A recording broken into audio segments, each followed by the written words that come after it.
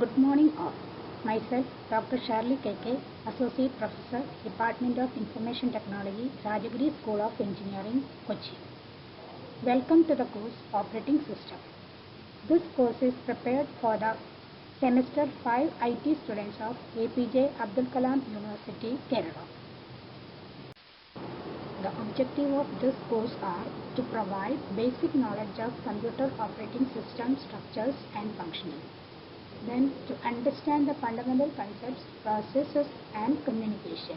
Also to understand and analyze the implementation of process synchronization.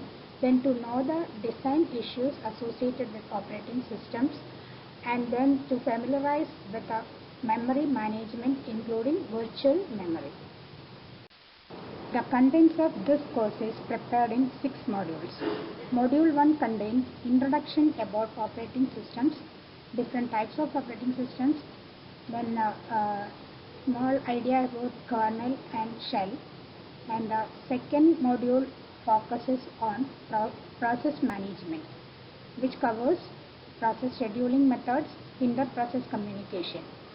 Then module 3 covers memory management systems such as fixed and variable partitions, paging and segmentation, virtual memory concepts, demand paging, then page replacement algorithms.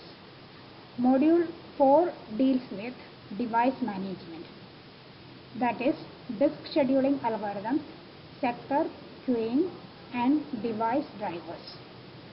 Module 5 discusses about deadlocks, which covers the conditions for deadlock, then deadlock prevention, avoidance, detection and recovery techniques, then Banger's algorithm, resource trajectories and starvation. The last module contains file system concepts such as file access methods, directory structure, directory implementation, linear list and hash table. The prescribed textbook of this course are 1. Modern Operating System by Andrew S. Tannenbaum. The second one, Operating System Concepts by Peterson and Silberschatz. This lecture covers the topics of Module 1. The contents are introduction of the operating system, various types of operating systems such as batch, multi-program, time sharing and real-time systems. Then system calls, system programs. Then operating system structures such as single structure and layered approach. And finally, a brief idea about kernel and shell. Let us start with the introduction. As we know, a modern computer is a complex system. It consists of one or more processors, main memory, disk drives, printers, and various input and output devices. Without installing operating system in the computer, users cannot use the computer. That is, it is impossible for every application programmer to understand how all these devices work in detail. Furthermore, managing all these components and using them optimally is an exceedingly challenging job. Therefore, a layer of software called OS is introduced to provide user programs with a better, simpler, cleaner model of the computers and handle all the resources. Now, let us see the computer structure. This figure shows the abstract view of the various components of a computer. The computer system is divided into 4 components: hardware, operating system, application program and users. The hardware components in the computer provides basic computing resources such as CPU, memory and I/O devices, etc.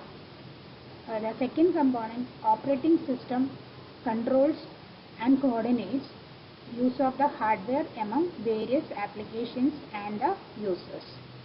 The third component, application programs, define the way in which the system resources are used to solve the computing problems of the users. Some of the application programs given in the previous figure are word processors, compilers, web browsers, database systems, and video games. The users of the computers can be people, machine, or even other computers. So, what is an operating system?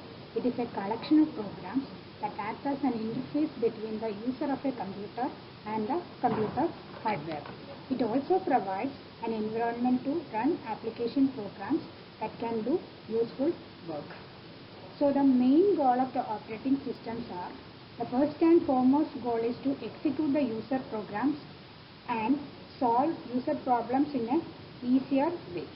As I told earlier, without installing operating system, we cannot use the computer. So the second goal of the operating system is to make the computer convenient to use. The third goal is to use the computer hardware in an efficient manner. The details about the efficient usage of hardware will be studied in the coming sessions. Next goal is to provide security and protection to the user activities.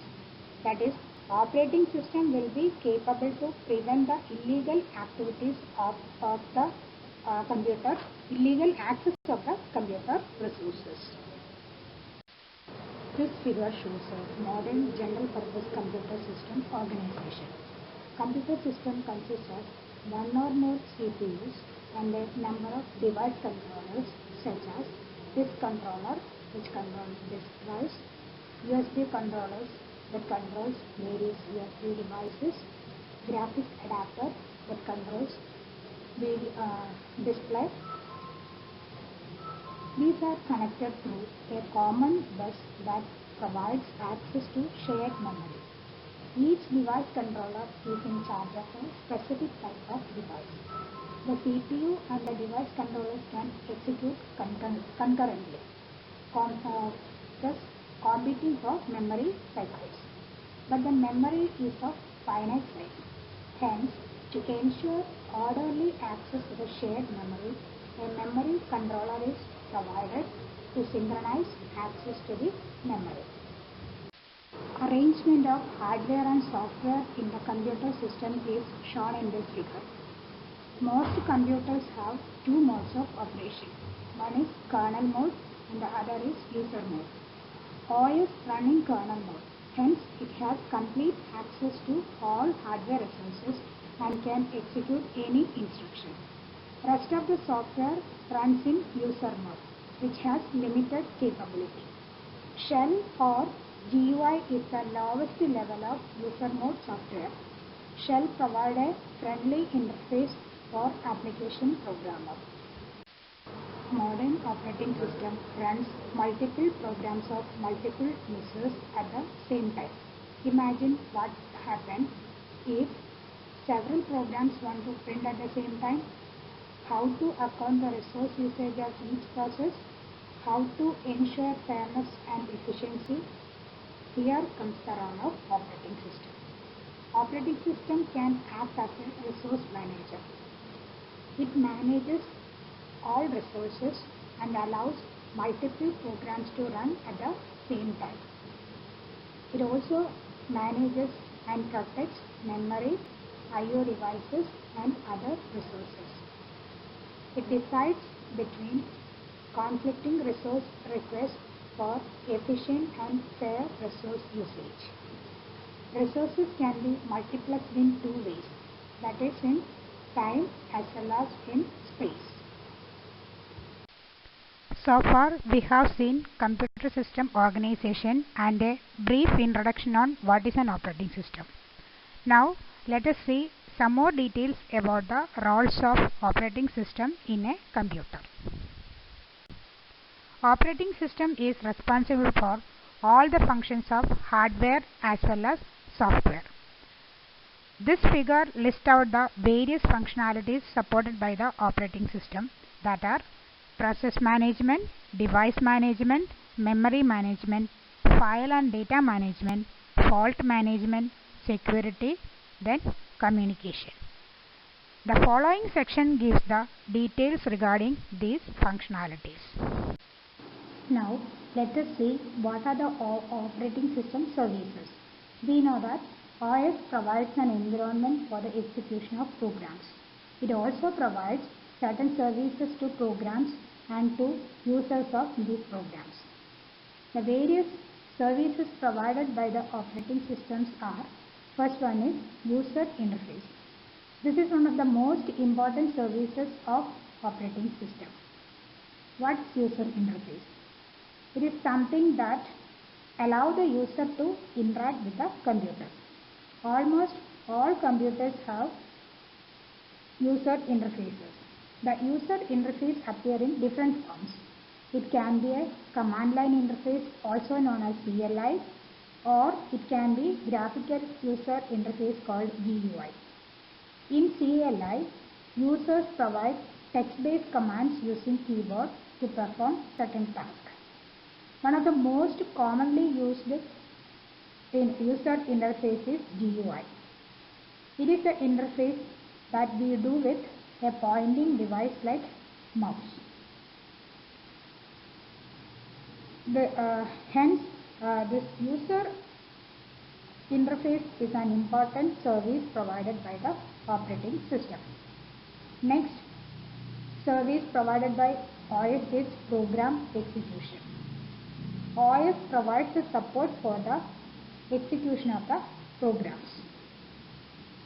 System must be able to load a program into memory and to run it. The next service provided by the OS is I/O operation. A running program may require I/O operation.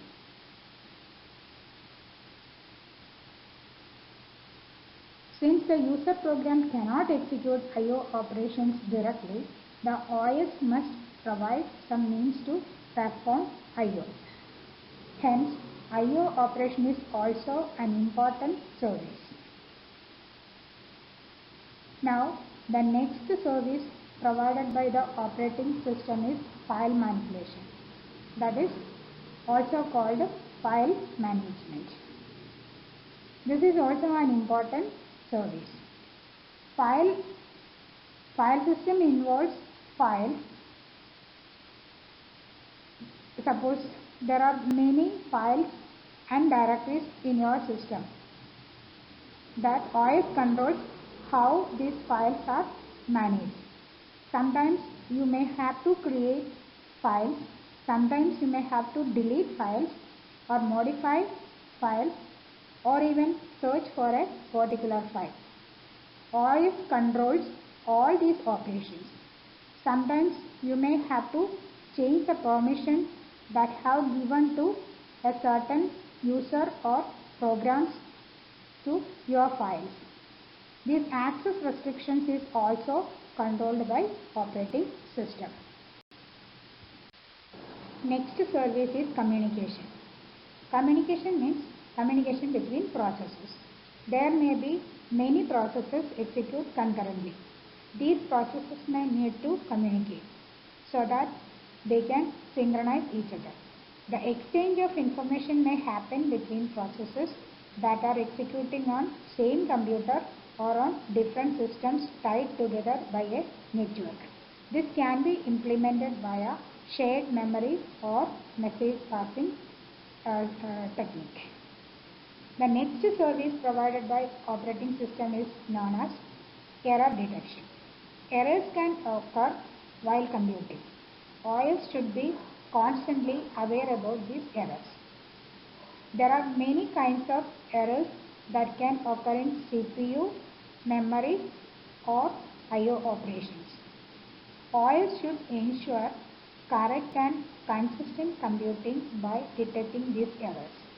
Example, when you are printing, suddenly your paper runs out. Now, printer is not able to print because there is no more paper available. This is also an error, and OS must be able to handle this type of errors so that it ensures correct and consistent computing. Sometimes you can have error correction called debugging. This is also supported by operating system. Now let us see the operating system services in connection with process management. A process is a program in execution. A process needs certain resources including CPU time, memory, files and I/O devices to accomplish its task. The operating system is responsible for the following activities in connection with process management. That is, process creation and deletion, process suspension and resumption. There may be many processes execute concurrently. So the operating system should have a provision of mechanism for process synchronization, process communication, etc. Now let us see how memory is managed by the operating system. As we know, memory is a large array of words or bytes, with each row having its own address. It is a repository of quickly accessible data shared by the CPU and I/O devices. Main memory is a volatile storage device. It loses its contents in case of system failure or even when we switch off the computer. In connection with the memory management, the operating system is responsible for the following activities. It keeps track of which parts of memory are currently being used by which process or even which user. It also decides which process to load when memory space becomes available, as well as it allocates and deallocates memory space as and when needed. Next service provided by the operating system is secondary storage management. As we have seen, main memory, that is primary storage, is a volatile memory and it is very small to accommodate all data and programs we generate. Hence, the computer system must provide secondary storage to back up main memory. Modern computer systems use disk as the principal online storage medium for both programs and data. The operating system is responsible for the following activities in connection with disk management. First one is free space management. Every operating system has a file system to store files in memory. That is, file system is responsible to allocate the free blocks to the file. Therefore, it has to keep track of all the free blocks present in the disk. The details of free space management approaches will be seen later. Second is storage allocation. That is file allocation. Operating system supports various file allocation methods. The details regarding the file allocation methods will be covered in the coming modules. Next is disk scheduling. Disk scheduling, also known as I/O scheduling. It is the task done by operating system to schedule I/O requests arriving the disk. Disk scheduling is important because multiple I/O requests may arrive by different processes and only one I/O request can be served at a time by the disk controller. Operating system manages these requests using certain disk scheduling algorithms that we will study at the later stage.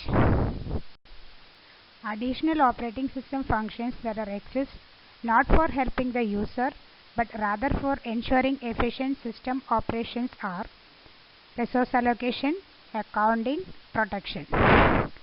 What is resource allocation? Resource allocation to different processes or different users. Resources can be CPU, memory, I/O devices, files and so on. As I told you, there are multiple processes running in the system and all these programs may require certain resources at certain point of time. Hence, Operating system should allocate the requested resources in an efficient way so that all processes get the resources they need and no process keep waiting for the resources and never get it. We should not have a scenario that a process holds certain resources and never release it. OS should manage the resource allocation in such a way that all the process should get the resource they need and computing takes place in an efficient manner.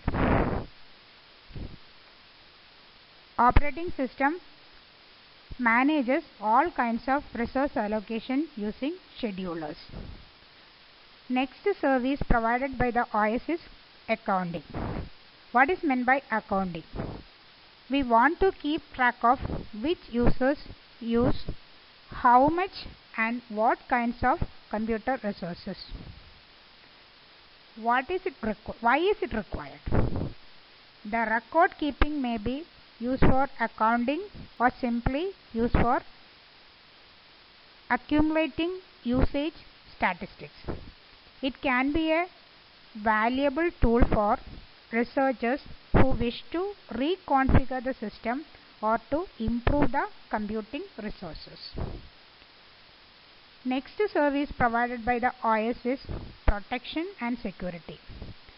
Protection refers to the mechanism or a way to control the access of programs, process or users to the resources defined by a computer system.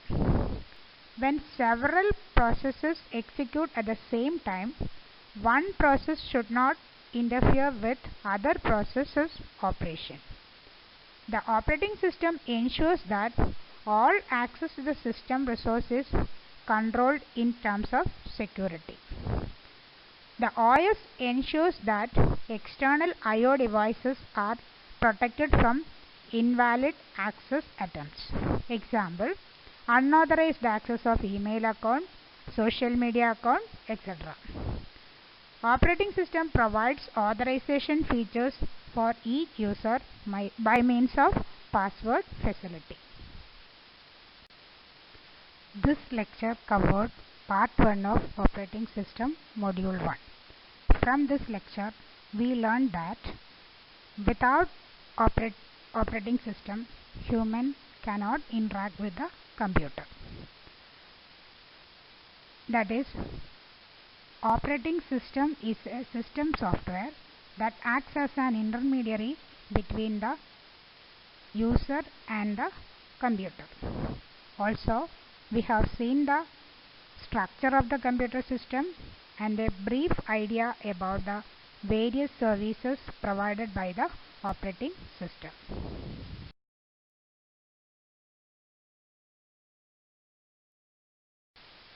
Thank you.